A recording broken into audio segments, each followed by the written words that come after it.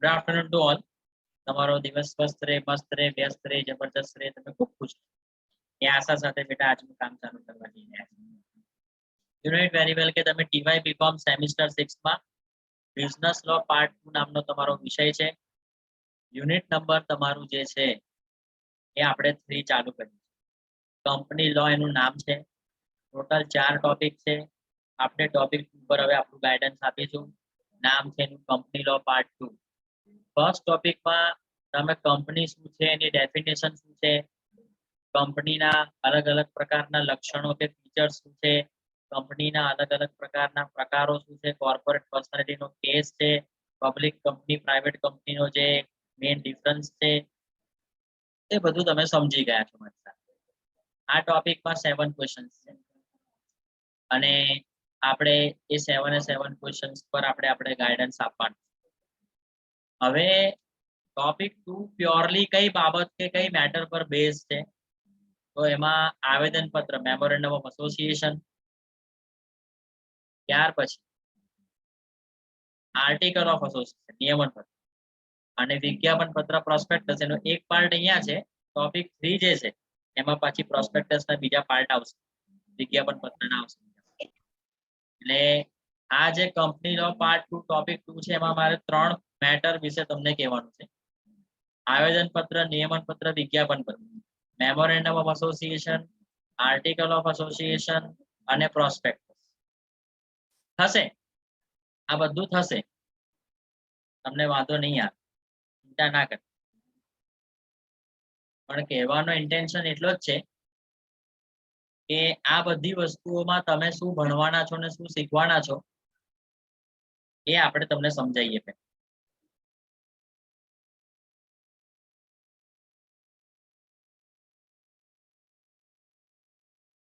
Just a second.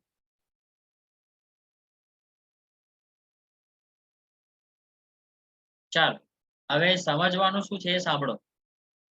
કોઈ પણ company start કરવી હોય તો તમારે કાયદાકીય પ્રોસેસ તો કરવી જ પડે.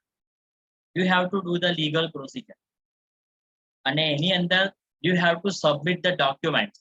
તમારે દસ્તાવેજો જમા કરવા. તો તમારો બેઝિક ફંડામેન્ટલ ડોક્યુમેન્ટ કોઈ પણ કંપનીને સ્ટાર્ટ કરવા માટેનો જે છે એ મેમોરેન્ડમ ઓફ એસોસિએશન છે.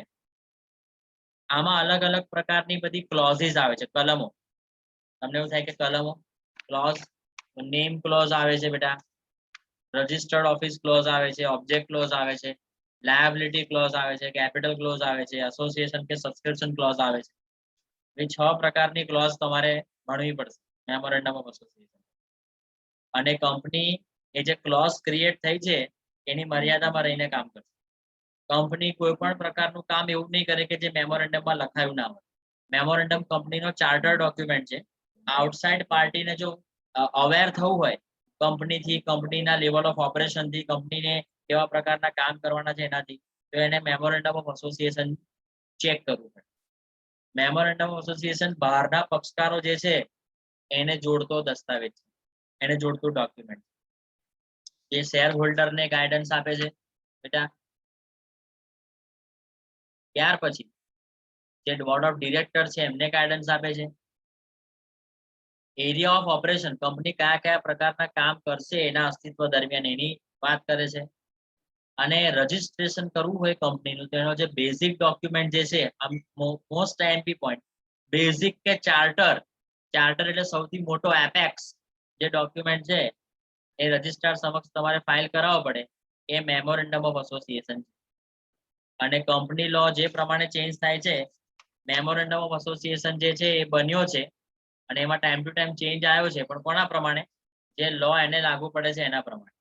જનરલી મેમોરેન્ડમ ઓફ એસોસિએશનની જે ક્લોઝીસ છે, જે મેં તમને હમણાં કીધી કલમો, name clause, registered office clause, capital clause, liability clause, object clause, subscription clause, આ બધી ક્લોઝ એકવાર બની જાય પછી એમાં ચેન્જ કરવો બહુ અઘરો છે. અશક્ય નથી, થઈ શકે, પણ એના માટે કાયદાની પ્રોસિજર બધી બહુ ફોલો કરવી પડે અને એ થોડો અઘરો વિષય. એટલે આપણું જે ડિસ્કશન છે પહેલા 2 ક્વેશ્ચનનું, એ પહેલા 2 ક્વેશ્ચનનું ડિસ્કશન જે છે મેમોરેન્ડમ ઓફ એસોસિએશન સાથે અટેચ રહેશે. કે જેમાં ફર્સ્ટ ક્વેશ્ચન જે છે એ મેમોરેન્ડમ ઓફ એસોસિએશનનું ઇમ્પોર્ટન્સ કે મહત્વ જે છે એ બતાવશે.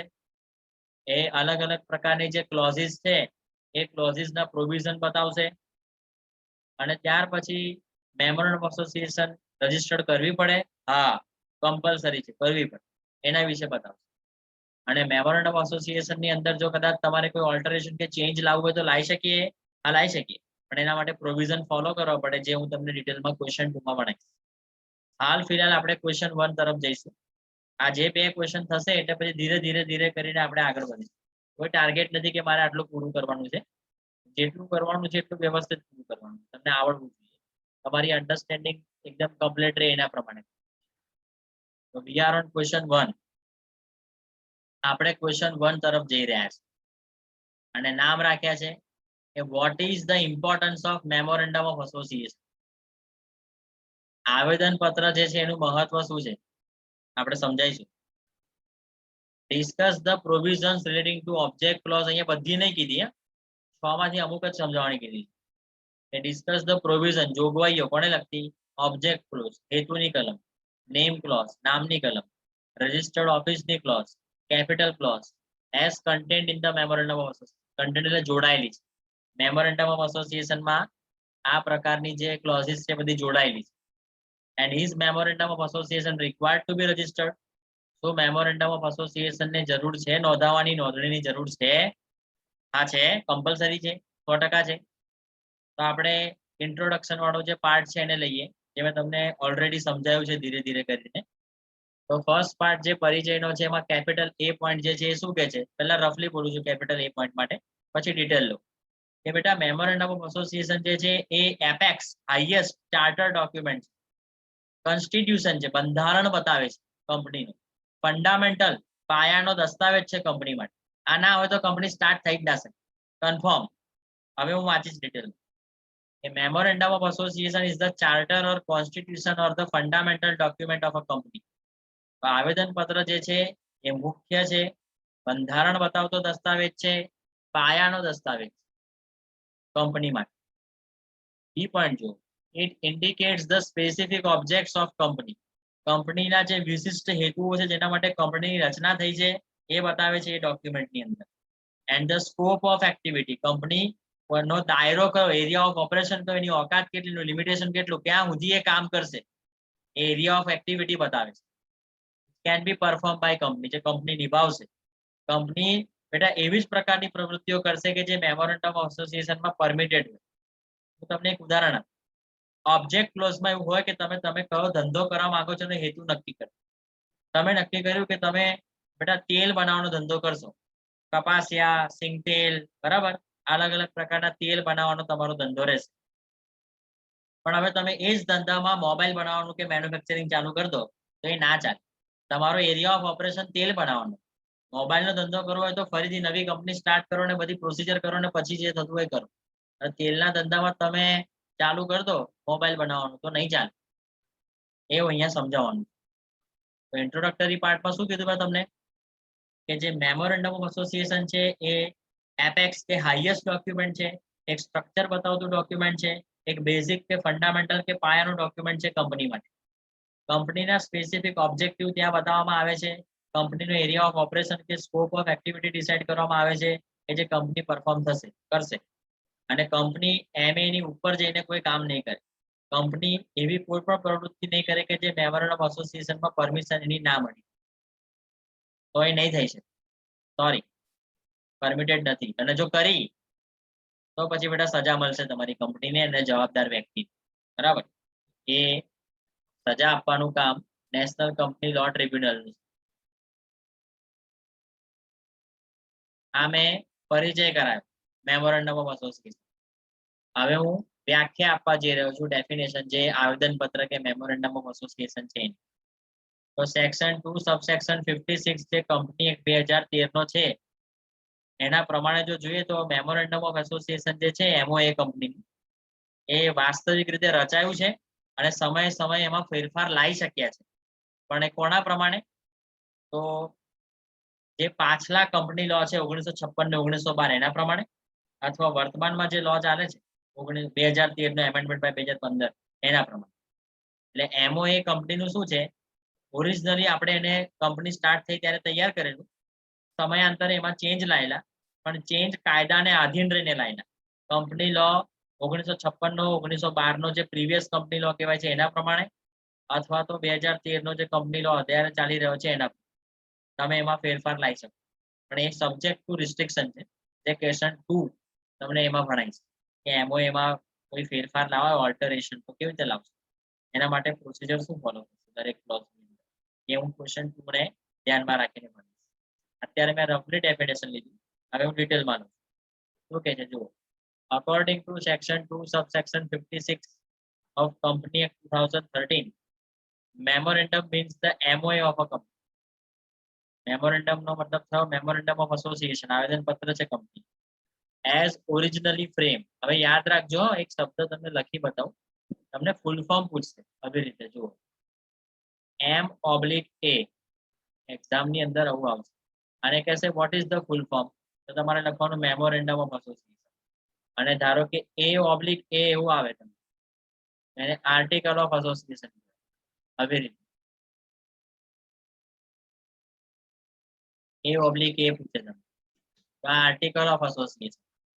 આવું ના પૂછે તો MOA પૂછે, MOA મેમોરેન્ડમ ઓફ એસોસિએશન એવું તમે કહી શકો છો. અને આર્ટિકલ ઓફ એસોસિએશન માટે AOA પૂછે, AOA article of association. MOA અને AOA હવે યાદ રાખજો બેટા, આ તમને ફૂલ ફોર્મમાં પૂછી શકે છે, અમે તમને જાણકારી આપી. તો ઓરિજિનલી આ અહીંયા વાંચીએ છીએ આપણે, according to section 2 subsection 56 of company act 2013, memorandum means the MOA, memorandum of association of a company, as originally framed and altered from time to time under any previous company law or under this act. આ act એટલે 2013, previous company law છે ત્યાં 1956 ને 1912 નો લખશો, અને એમાં originally એ રચાયો છે અને ટાઈમ ટુ ટાઈમ એમાં ફેરફાર તમે કાયદાની જોગવાઈને આધીન લઈને આવ્યા છો. એ તમારું શું કહેવાય, મેમોરેન્ડમ ઓફ એસોસિએશન તરીકે તમે એને ઓળખો છો. અહીંયા ડેફિનેશન પાર્ટ મેં સમજાવવા ટ્રાય કરી. બોલો, રોમન લેટર 1-2 ક્લિયર છે છોકરાઓ? તો 3 પર જઈએ, મહત્વ બતાવીએ.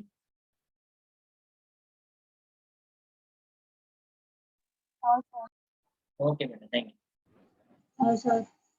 Okay, done. તો જો ઇન્ફોર્મેશન ટુ શેર હોલ્ડર, તો મહત્વ જો મેમોરેન્ડમ કે આવેદન પત્ર તમે બનાવ્યું તો છે, પણ એના હેતુઓ શું છે, કોના માટે કામ લાગે? તો શેર ધારકને કામ લાગે, બાહ્ય પક્ષકાર આઉટસાઇડર જેમાં banker, creditor, auditor, solicitor, supplier બધા જ આવે, એમને કામ લાગે. એરિયા ઓફ ઓપરેશન, કંપની કયા પ્રકારની પ્રવૃત્તિ કરી શકે છે એ જાણી શકીએ છીએ. ડિરેક્ટરને ગાઈડન્સ કે માર્ગદર્શક બને છે મેમોરેન્ડમ. અને રજિસ્ટ્રેશન કંપનીનું કરાવવું હોય તો બેઝિક ડોક્યુમેન્ટ છે તમારો ચાર્ટર ડોક્યુમેન્ટ છે, જેને તમે રજિસ્ટ્રાર સમક્ષ નોંધાવશો, રજિસ્ટ્રેશન જેનું કરાવશો. કંપની રજિસ્ટ્રેશન કરતી વખતે જે ડોક્યુમેન્ટ આપશો એ MOA રહેશે. એટલે પાયાનો દસ્તાવેજ છે નોંધણી માટે, સંચાલકોને દિશા આપે છે, કયું કામ કરવાનું એના વિશેની જાણકારી આપે છે, બાહ્ય પક્ષકારને જાણકારી આપે છે, શેર ધારકને જાણકારી આપે છે. આ અલગ અલગ પ્રકારની ઇન્ફોર્મેશન અલગ અલગ પાર્ટીઝને પ્રોવાઈડ કરે છે MOA ની મદદથી આપણે આ ઇન્ફોર્મેશન આપીશું. હવે તમને એવું થાય કે સર શેર હોલ્ડરને કેવી રીતે ઇન્ફોર્મેશન પ્રોવાઈડ, તો જે ફ્યુચરમાં શેર હોલ્ડર બનવાના છે એને એવું ખબર પડે કે કંપની શું કામ કરવા માટે અસ્તિત્વમાં આવી રહી છે, શેના માટે પૈસા માંગે છે.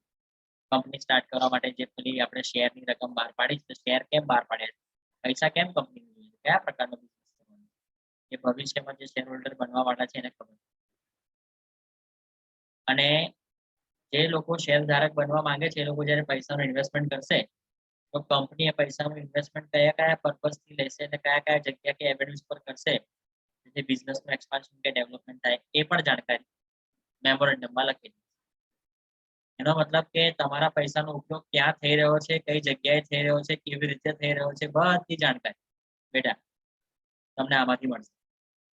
એ જે ફ્યુચર શેર હોલ્ડર છે, બિઝનેસ કંપની શું કરવાની છે, કેવી રીતે કરવાની છે, MOA થી એ તો જાણવા મળશે જ, પણ જે પર્પઝથી મની એમના મનીનો યુઝ કરવામાં આવે છે અથવા યુઝ કરવામાં આવશે, ધારો કે હું શેર હોલ્ડર બનું અને કંપની કયા કયા જગ્યા પર કઈ કઈ અસેટ્સ લેશે, કેવી રીતે લેશે, મારા પૈસાનો ઉપયોગ કેવી રીતે કરવાની છે એની પણ જાણકારી મારે જોઈતી હોય તો મેમોરેન્ડમ ઓફ એસોસિએશન જે છે એના ઉપરથી આપણને 100% મળશે. અહીંયા હું પહેલો પાર્ટ પહેલા જણાવીશ. ઇમ્પોર્ટન્સ જે મેમોરેન્ડમ ઓફ એસોસિએશન છે એનો પહેલો પાર્ટ તમારા સમક્ષ રજૂ કરીશ. જો ઇન્ફોર્મેશન ટુ શેર હોલ્ડર, શેર હોલ્ડરને તમે માહિતી આપી રહ્યા છો. ધ પ્રોસ્પેક્ટિવ, ત્યાં લખો ફ્યુચર, ભવિષ્યનો જે શેર હોલ્ડર છે, must know the area of business operation, એને જે ધંધો કરવો છે એને એરિયા ઓફ બિઝનેસ ઓપરેશન એને ખબર હોવી જોઈએ of the company. They must know the purpose for which their money are going to be used by the company. એમને ખબર હોવી જોઈએ, એમને પર્પસ ખબર હોવી જોઈએ કે ભાઈ શેર હોલ્ડરના રૂપિયા કંપની કઈ કઈ જગ્યા ઉપર કયા એવેન્યુઝમાં યુઝ કરવાની છે, વાપરવાની છે. And this information is given by the memorandum. અને આ પ્રકારની જે માહિતી છે મેમોરેન્ડમ આપે છે. તેથી પ્રોસ્પેક્ટિવ શેર હોલ્ડરને જો પૈસા રોકવા હોય, કંપનીમાં ઇન્ટરેસ્ટ થાય, ઇન્ટરેસ્ટ લાગે, રસ જાગે, તો એ આપણા કંપનીમાં રોકાણ કરી શકે છે. એની પાસે આપણે એને ઇન્ફોર્મ કરવો પડે, બધી માહિતી આપવી પડે, એને કન્વિન્સ કરવો પડે, અને એ બધા ડોક્યુમેન્ટ આપણે એને બતાવવા પડે, કહેવું પડે. તો એ મેમોરેન્ડમ દ્વારા બધું કહી શકે, એને કન્વિન્સ કરી શકે. સેકન્ડ પોઈન્ટ છે ઇન્ફોર્મેશન ટુ આઉટસાઇડર. બાહ્ય પક્ષકાર જે છે કંપની સાથે જોડાયેલા છે પણ કંપની અંદર નથી, બહારના છે. Banker, auditor, solicitor, creditor, supplier, આ બધા ઘણા બધા આઉટસાઇડર છે કે જે કંપની સાથે ડીલ કરે છે. તો એટલીસ્ટ એ લોકોને કંપનીનો હેતુ તો ખબર હોવી જોઈએ. અને મેમોરેન્ડમના દ્વારા એમને એ ખબર પડે છે કે એ લોકો કંપની સાથે જે પણ કોઈ કોન્ટ્રાક્ટ કરી રહ્યા છે કોઈ પણ મેટરમાં, એ કંપનીના જે ઓબ્જેક્ટિવ છે એને આધીન રહીને થઈ રહ્યો છે કે નહીં, એ મેમોરેન્ડમ દ્વારા 100% ખબર પડશે. હવે ધારો કે કંપની એવું માનો કે ભાઈ દેવું કરવું હોય કે લોન લેવી હોય તો 2 કરોડથી વધારે ના લઈ શકે, એવું ઓબ્જેક્ટમાં લખેલું છે. તો જે પણ ક્રેડિટર છે એ સૌથી પહેલા કંપનીને કહેશે કે તમને લોન જોઈએ છે, મારે આપવાની, પણ તમારું મેમોરેન્ડમ બતાવો. મેમોરેન્ડમમાં ચોખ્ખું લખેલું હોય કે ભાઈ કંપની 2 કરોડથી વધારાની લોન ના લઈ શકે. હવે કંપનીએ ડિમાન્ડ કરી છે 5 કરોડની લોન, તો હું તમને પૂછું, જો તમે ક્રેડિટર હો તો શું તમે 5 કરોડ આપો કે 2 કરોડ આપો? બોલો, શું આપો?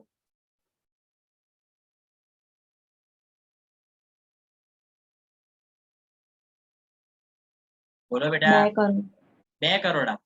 કેમ કે મેમોરેન્ડમમાં લખેલું છે, એને ઉપર પર જઈને કામ તો થાય ને. ઇનકારો તેને અલ્ટ્રા વાયર્સ કહેવાય, સત્તા બહારનું કાર્ય, જેને પરમિશન મળે પણ ખરીને ના પણ મળે.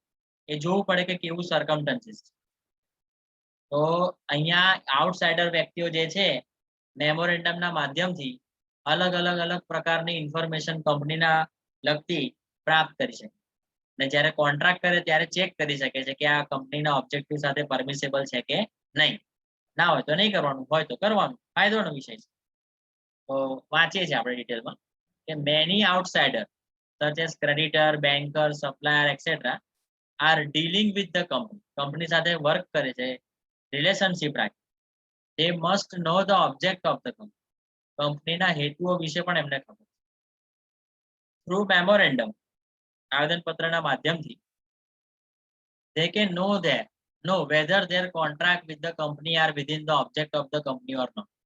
તો એ લોકો એમનો જે કરાર કંપની સાથે થયેલો છે એ કંપનીના હેતુઓની મર્યાદામાં રહીને થયો છે, MOU ની મર્યાદામાં રહીને થયો છે કે નહીં, એ જોઈ શકે અને ચેક કરી શકે. થર્ડ છે એરિયા ઓફ ઓપરેશન, કંપની કેવા પ્રકારના કામ કરશે, કેવા પ્રકારની પ્રવૃત્તિઓ કરશે, હાથ ધરશે, એ મેમોરેન્ડમને દ્વારા તમે નક્કી કરી શકો. અને મેમોરેન્ડમમાં લખેલું ના હોય એના સિવાયનું કોઈ કામ કરે કંપની તો એ વોઇડ છે, કેન્સલ છે, એને કાયદા દ્વારા માન્યતા નહીં મળે. 100% વાંચીએ જુઓ. This document shows that activities to be undertaken by the company, કયા પ્રકારની પ્રવૃત્તિ કંપની હાથ ધરશે એવું આ મેમોરેન્ડમમાં લખેલું છે. એની action outside the scope of memorandum will be void. અને કોઈ પણ એક્શન કંપની લેશે પણ મેમોરેન્ડમ સાથે સંગત નહીં હોય, કનેક્ટેડ નહીં હોય, તે કેન્સલ છે. હા, સબ્જેક્ટ ટુ કન્ડિશન, આવું યાદ રાખજો, કેમ કે એ બધું હું તમને ક્વેશ્ચન 3 માં શીખવાડીશ, એટલે આવશે તમને આઈડિયા. ગાઈડ ટુ ડાયરેક્ટર, સંચાલકોને માર્ગદર્શન પૂરું પાડે કે મેમોરેન્ડમ દ્વારા એક સ્પષ્ટ ચિત્ર ઊભું થાય કે કંપનીના ઓબ્જેક્ટ શું છે અને કંપની પાસે પાવર શું છે. ડિરેક્ટરે એના પ્રમાણે કામ કરવું. એટલે મેમોરેન્ડમ ડિરેક્ટરને ગાઈડલાઈન પ્રોવાઈડ કરે છે કે કંપનીને કેવી રીતે તમારે મૂવ ઓન કરવાની વ્યવસ્થિત. Memorandum gives a clear picture, એટલે આવેદનપત્ર જે છે સ્પષ્ટ ચિત્ર બતાવે છે. કોના સંજોગોમાં? Regarding object end power. એનો મતલબ એવો થયો કે જે હેતુઓ છે, સત્તા છે, કંપનીના હાથમાં શું છે, એની સ્પષ્ટીકરણ મેમોરેન્ડમમાં થયેલી હોય છે. And the director have to act accordingly. અને જે બી સંચાલક છે આ સ્પષ્ટીકરણ પ્રમાણે એ લોકોએ કામ કર્યું. 10 એટલે 100 મેમોરેન્ડમ પ્રોવાઈડ કરે છે ગાઈડલાઈન કે ડિરેક્ટર ઓફ કંપની બનેલા છે એ લોકો એને મેમોરેન્ડમની ગાઈડલાઈનને ફોલો કરતા કરતા પોતાના બિઝનેસને આગળ વધારશે, ભૂલ ના પડે. અને પાયાનો દસ્તાવેજ છે રજિસ્ટ્રેશન માટે, basic document for incorporation. So it is a basic document. It must be filed with the register at the time of registration. આ પાયાનો દસ્તાવેજ. આની નોંધણી બરાબર છે રજીસ્ટર કરાવવી પડે તમારે, રજિસ્ટ્રાર કંપનીનો હોય એની સામે જ્યારે રજીસ્ટ્રેશન થતું હોય કંપનીનું ત્યારે. આ ડોક્યુમેન્ટને નોંધાવો જરૂરી છે. કંપનીની નોંધણી થતી હોય ત્યારે આ પાયાનો દસ્તાવેજ છે અને નોંધાવો જરૂરી છે. આના વગર કંપની સ્ટાર્ટ ના થશે. આ બેટા મેં તમને મેમોરેન્ડમનું ઇમ્પોર્ટન્સ ક્લિયર કરી અલગ અલગ પક્ષકારોના માધ્યમથી. બોલો, ક્લિયર છે? ડન? Yes sir. ઓકે, ચાલો સર, થેન્ક યુ. હવે જરા એક કરેક્શન કરવાનું છે. રોમન લેટર 4 માં ફરીથી પર્પઝ અને ઇમ્પોર્ટન્સ દેખાય છે એમઓના. એને બદલે આટલું છે ઇમ્પોર્ટન્સ કે પર્પઝ, એને બદલે લખો clauses, CLAUSES. Clauses of memorandum of કલમો, જેને આપણે ધીરે ધીરે કરીને સમજાઈશું અને તમને આવડશે 100%, એ આપણી guarantee. Clauses of memorandum of association એવું કરેક્શન કરવાનું છે તમારે ટેમ્પલેટમાં. અને હવે જોવાનું કે ભાઈ કેટલા ટાઈપની કે કેટલા પ્રકારની ક્લોઝિસ છે. આ યાદ રાખજો, MCQ માં ખાસ કામ લાગશે. 6 છે, 6 કે generally there are 6 clauses of memorandum of association. માં પહેલી છે નેમ ક્લોઝ. હવે ધારો કે આપણે જન્મ લીધો તો આપણા માતા પિતાએ આપણું નામકરણ કર્યું છે. બોલો હા, બોલો હા, કર્યું છે. તો એવી રીતે કંપની જ્યારે અસ્તિત્વમાં આવે તો એનું પણ એક નામ રાખવું પડે. હવે કૃષ્ણાભાઈ માઇક ઓન કરો.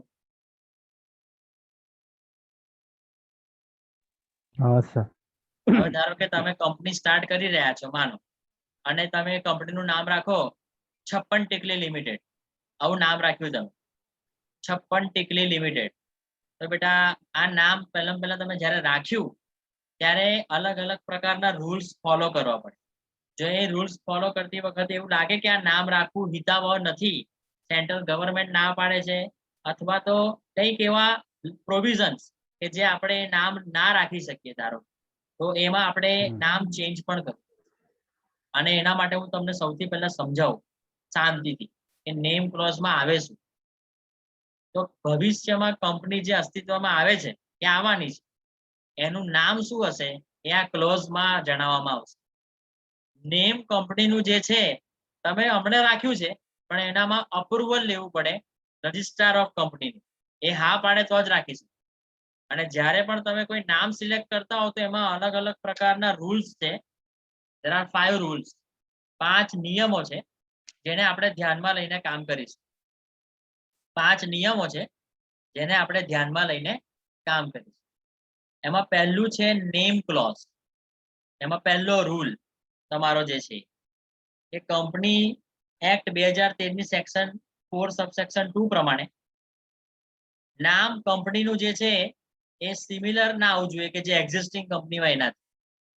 જેમ કે Johnson and Johnson company limited નાના બાળકોની બેબી પ્રોડક્ટ્સ બનાવે છે, તો કૃષ્ણાભાઈ એવું કહે કે ના મેં બી જોન્સન એન્ડ જોન્સન કંપની જ રાખું, મેં પણ જોન્સન એન્ડ જોન્સન કંપની જ રાખું, તો નહીં, રજિસ્ટ્રાર પરમિશન નહીં આપે. અથવા કૃષ્ણાભાઈ કહે કે મારે જોન્સન નહીં રાખવું, જેન્સન રાખવું છે, જેન્સન એન્ડ જેન્સન, તો તમે જુઓ જોન્સન જેન્સન મળતું આવે છે, તો રજિસ્ટ્રાર એની પણ પરમિશન નહીં આપે. એટલે કંપનીનું નામ એક્ઝિસ્ટિંગ કંપનીને જેવું જ અથવા એને મળતું આવતું એવું નહીં રાખવાનું. આ રૂલ છે, આને ફોલો કરો. માઇનર ચેન્જ હોય તો ચાલે ને સર? આમાં કેવું છે, માઇનોર ચેન્જ ચાલે, પણ જોન્સન એન્ડ જોન્સન ને જેન્સન એન્ડ જેન્સન, આનાથી લોકોના માઇન્ડમાં શું છે, અપભ્રંશ.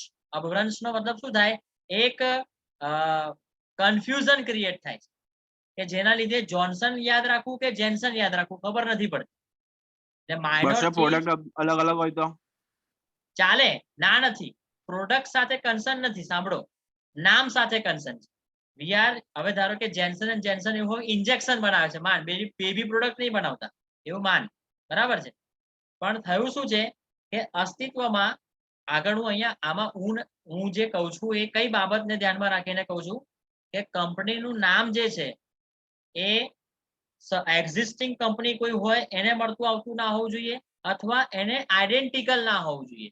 આવું સેક્શન 4 સબ સેક્શન 2 કંપની એક્ટ 2013 આપણને બાંધે છે.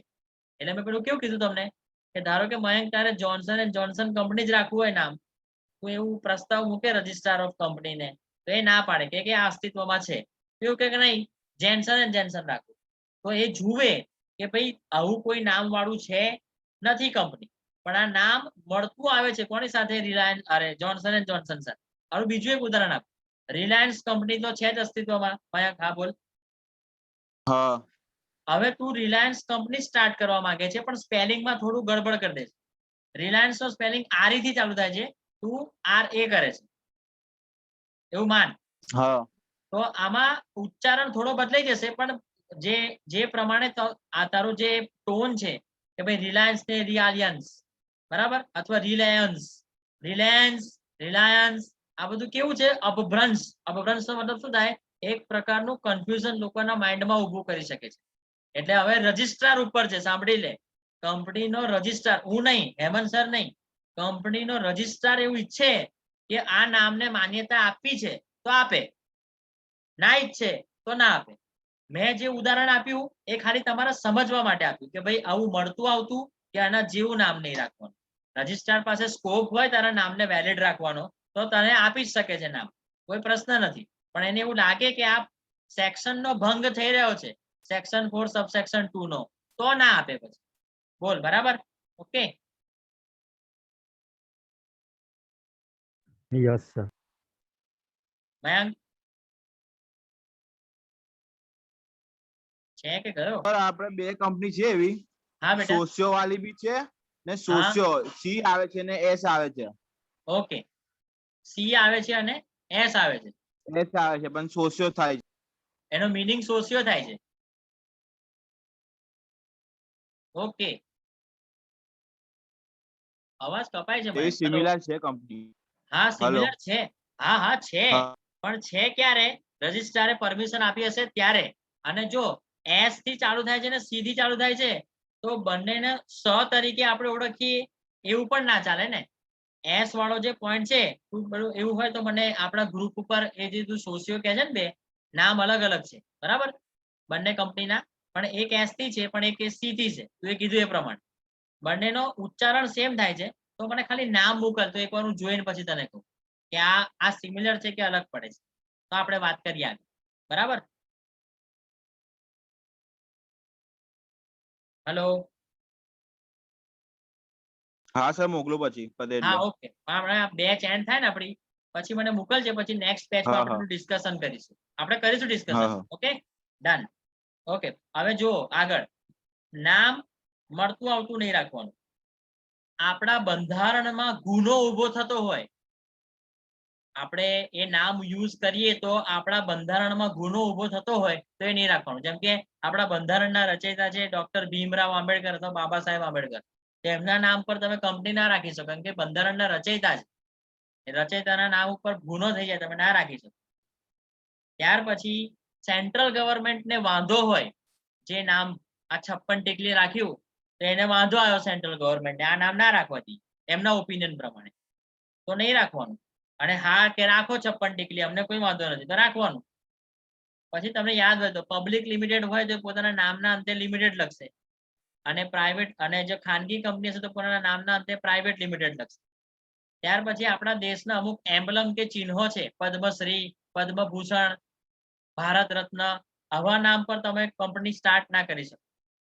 જે 1950 નો એક્ટ બન્યો છે એના માટે, કે તમે આવા એમ્બલમ કે આવા નેમ્સ પર કંપની સ્ટાર્ટ ના કરી શકો.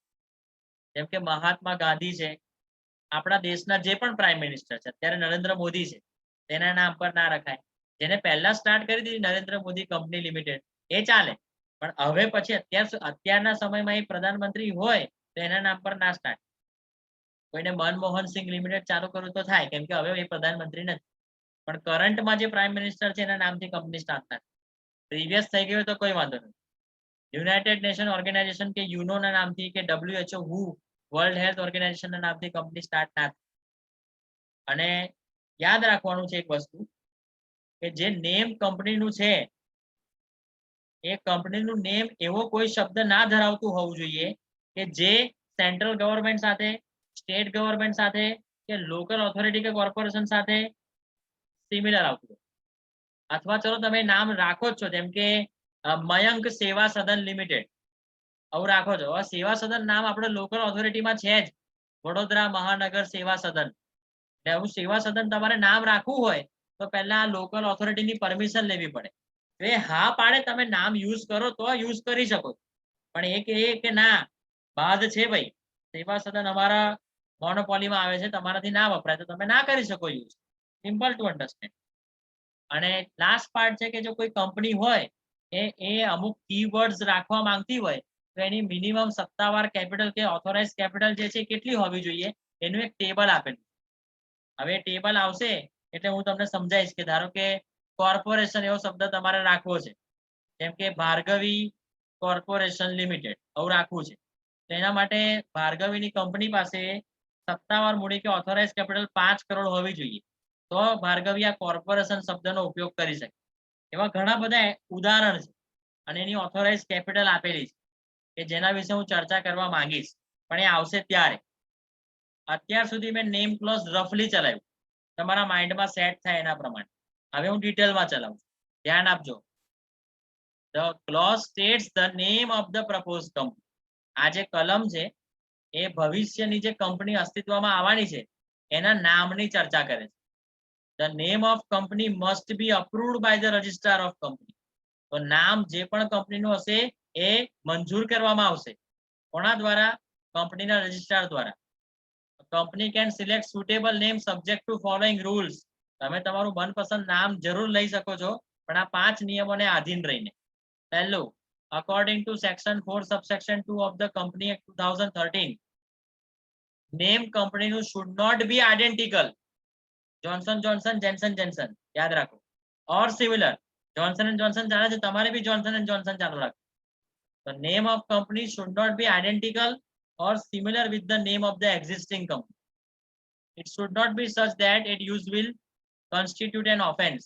આનું નામ તમે કંપનીનું એવી રીતે ના વાપરો અથવા ના યુઝ કરો કે જેનાથી તમારું બંધારણીય ગુનો બને. મેં તમને આંબેડકરની વાત કરી હતી, એવું નામ નહીં રાખવાનું. It should not be undesirable in the opinion of central government. કેન્દ્ર સરકારના મંતવ્ય પ્રમાણે નામ રાખવું અનિચ્છનીય હોય તો તમે ના રાખી શકો. હું નહીં કહેતો, સેક્શન 4 સબસેક્શન 2 કંપની 2013 ની કહે છે. સેકન્ડ જો, name of the company must end with the word limited in case of public company and private limited in case of private company. According to the provision of the Emblems and Names Prevention of Improper Use Act 1950, એમ્બ્લેમ્સ ને નેમ્સમાં પદ્મશ્રી, પદ્મભૂષણ, ભારત રત્ન જેવા જે સન્માનિત ચિહ્નો છે એના નામ આવે. એમ્બ્લેમ્સ એટલે ચિહ્ન કહેવાય. એવા નામ જે છે એનો ઉપયોગ ટાળવો જોઈએ 1950 ના કાયદા પ્રમાણે. And a company cannot use certain names like Mahatma Gandhi, name of the Prime Minister of India, United Nations Organization, UNO, World Health Organization, WHO. અને પોતું સેવા સદન વાળો પણ છે ચોથો, યાદ રાખજો. The name of company should not contain any word or expression which indicates its connection with or the patronage of the central government. Patronage એટલે શું? સેન્ટ્રલ ગવર્મેન્ટ સાથે સંલગ્ન, કનેક્ટેડ કહેવાય. or state government or local authority or corporation or any body constituted by the central government or state government without previous approval of the central government. Central government ની approval લેવાની આ સેવા સદન નામ રાખવું હોય અથવા તો સરકારી જે પણ કોઈ બધા ડિપાર્ટમેન્ટ છે એને લગતું કોઈ તમારે નામ રાખવું હોય તો તમારે સેન્ટ્રલ ગવર્મેન્ટની કે લોકલ ઓથોરિટીની કે જે પણ દાયરો આવતો હોય એની પ્રીવિયસ પરમિશન લેવી પડે. એ લોકો હા પાડે નામ રાખવાની તો તમે રાખી શકો છો, બાકી નહીં રાખી. એ લોકો હા પાડે તો એ લોકો પાસેથી એ અપ્રુવલ લેટર લેવો પડે અને રજિસ્ટ્રાર ઓફ કંપની સમક્ષ રજૂ કરવું, પછી એ નામ અપ્રૂવ કર્યા. ફિફ્થ પાર્ટમાં પેલી ઓથોરાઇઝ કેપિટલ વિશે વાત. If a company use certain keywords in the name, it must have minimum authorized capital as mentioned in the act. અને ટેબલ હવે તમારે જોવાનું છે, MCQ પોઈન્ટ ઓફ વ્યૂ કશું કામ લાગશે તમને ઘણું બધું. કે ભાઈ કી વર્ડમાં કોર્પોરેશન શબ્દ આવે છે અને કોર્પોરેશનમાં ઓથોરાઇઝ કેપિટલ જે છે એ 5 કરોડ છે, 5 કરોડ. કોર્પોરેશન તમારા નામમાં એડ કરવું હોય કે મયંક કોર્પોરેશન લિમિટેડ, 5 કરોડની તમારી ઓથોરાઇઝ કેપિટલની જરૂર છે. 5 કરોડ હોય ઓથોરાઇઝ કેપિટલ તો રાખી શકો. International, globe, universal, continental, intercontinental, Asiatic, Asia, આ જે ફર્સ્ટ વર્ડ તમારે રાખવું હોય, બરાબર, તમારે આ બધાનો ફર્સ્ટ વર્ડ રાખવો હોય તો 1 કરોડની ઓથોરાઇઝ કેપિટલ જોઈએ. અને આ ઉપર કીધેલા શબ્દને તમારે કદાચ બ્રેકેટમાં રાખવા હોય, ઇન્ટરનેશનલ, ગ્લોબ કે યુનિવર્સલ, તો 50 લાખની કેપિટલ જોઈએ તમારી ઓથોરાઇઝ. એ થર્ડ પોઈન્ટમાં લખ્યું. If any of the word at Roman letter 2 above is used within the brackets in the name, બ્રેકેટમાં લખ્યું આ ઇન્ટરનેશનલ, ગ્લોબ કે કશું. મયંક બ્રેકેટમાં ઇન્ટરનેશનલ, બ્રેકેટ ઓવર લિમિટેડ, તો 50 લાખની ઓથોરાઇઝ છે. હિન્દુસ્તાન, ઇન્ડિયા, ભારતનો વર્ડનો યુઝ કરવો હોય તમારે તમારા કંપનીના નામમાં તો 50 lakh. and if any of the word at 4 above use within the bracket, ચલો બ્રેકેટમાં આ શબ્દ હિન્દુસ્તાન, ઇન્ડિયા, ભારતને યુઝ કરવો હોય તો 5 લાખની ઓથોરાઇઝ છે. ઇન્ડસ્ટ્રી અથવા ઉદ્યોગ શબ્દ વાપરવો હોય તો 1 કરોડ નું તમારું authorise capital. Enterprise, product, business, manufacturing એવું રાખવું હોય તો 10 લાખ રૂપિયા ઓથોરાઇઝ કેપિટલ. એક્ઝામ્પલ જો, for the use of the word corporation in the name of the company, it must have authorized capital 5 crore and so on. એવું લખી દે and so on. બાકી ઉદાહરણ આપણે આવી રીતે બનાવી શકીએ છે. આ તમારી પહેલી ક્લોઝ બતાવી બેટા, નેમ ક્લોઝ. બોલો, ક્લિયર છો? હા સર. કઈ તકલીફ નહીં ને? સમજમાં આવ્યું ને? હા સર. ઓકે.